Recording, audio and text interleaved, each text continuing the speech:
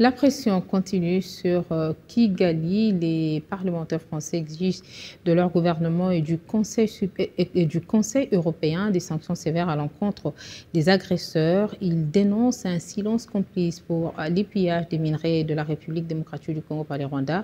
Plus d'explications dans cet extrait de Clémence Guettet, vice-présidente du programme France Insoumise à l'Assemblée nationale française. En République démocratique du Congo, 30 ans de vies brisées et des millions de morts. Depuis la Seconde Guerre mondiale, jamais un conflit n'a été aussi meurtrier.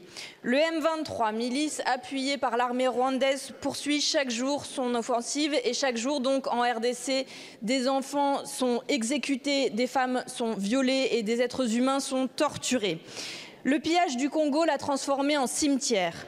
La Commission européenne, complice, a signé l'an dernier un accord pour faciliter l'importation de minerais rwandais. Mais la majorité de ce minerai, Monsieur le Premier ministre, elle vient de l'Est du pays voisin. Le coltan, l'étain, le cobalt, le tungstène, tous ces minerais ont l'odeur du sang.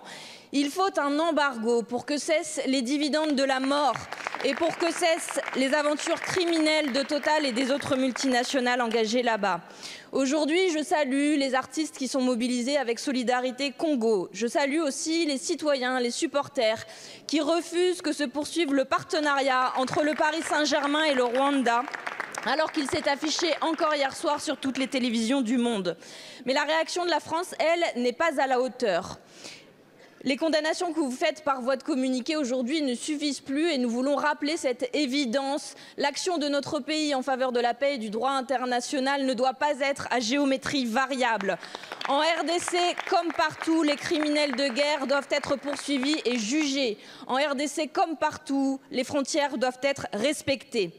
Patrice Lumumba a écrit « Nous ne sommes pas seuls. L'Afrique, l'Asie, les peuples libres de tous les coins du monde se trouveront toujours aux côtés de millions de Congolais qui n'abandonneront pas la lutte tant qu'il y aura des colonisateurs et des mercenaires dans ce pays. » Monsieur le Premier ministre, pour être aux côtés des Congolais, la France doit agir. Pourquoi n'a-t-elle toujours pas convoqué l'ambassadeur du Rwanda comme l'ont fait les pays voisins? Pourquoi n'avez-vous pas pris de sanctions économiques contre le Rwanda comme nous vous l'avons demandé il y a plus d'1 an maintenant?